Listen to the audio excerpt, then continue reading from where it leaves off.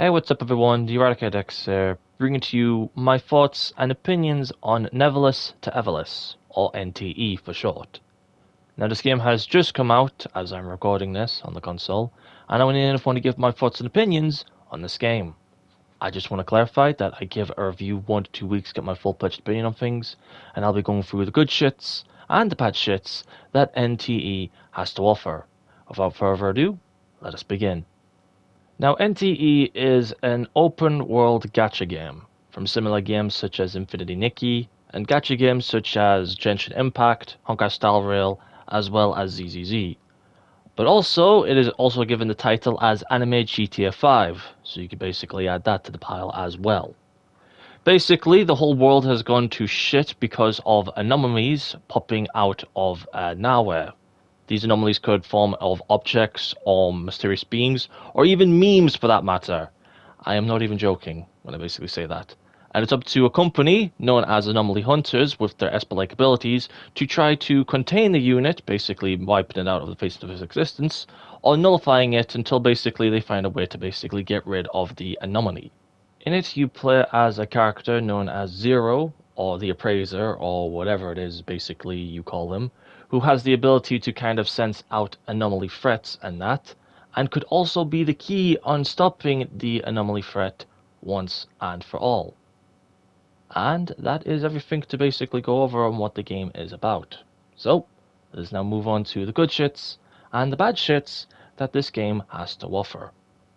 Starting off with the good shits, the one thing I'll basically give them a big up on is their pull system.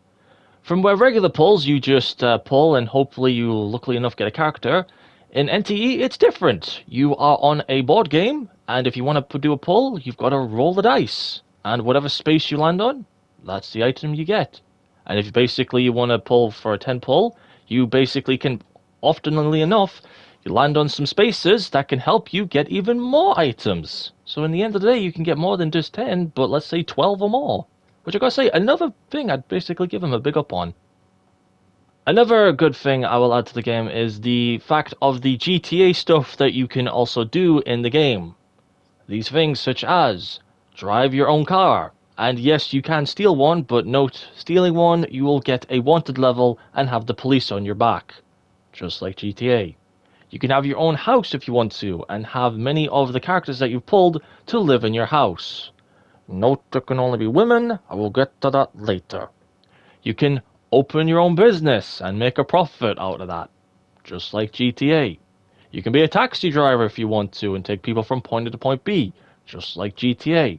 You can even pull off your own heist if you wanted to, just like GTA. That and probably more that I may have probably missed out. Another good thing I will then add to the pile as well is some of their commission missions that you can basically do. To where basically enough, you could be fighting a boxer anomaly in basically a handmade boxing ring. Or you're in basically a school with some weeping angel shadows. Or you can basically be targeted by basically a Ghost Rider anomaly as you're basically driving through town, which I gotta give big props on it as well. But sadly enough, that is everything I've got to go over regarding the good shits. So now, let's move on now to the bad shits. Starting off with the bad shits, I would have to say it is the combat in the game. Now, the combat isn't really that good. It's kind of like slow-paced and that, and a bit also clunky too.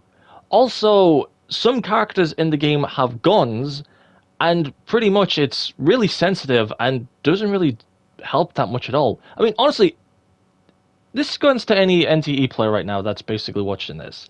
Do you ever use the gun on gun characters? Like, let me know that, please.